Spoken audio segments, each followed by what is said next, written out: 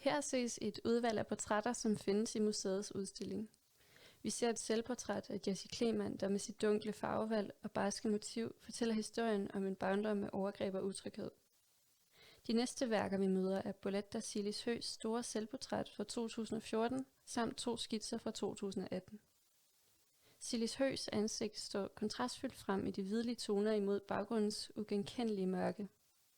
Værkets penselstrøg personificerer en frustration over de tabubelagte overgreb, der finder sted, og værket har sit afsæt i uranproblematikken fra 2013. I rummet møder vi også Akka Høgs værk, hvor man fornemmer vinden i håret, Maria Baningua Kjærulfs farverige portræt af sin mor, og til slut et større lyserødt selvportræt af Barma Brandt.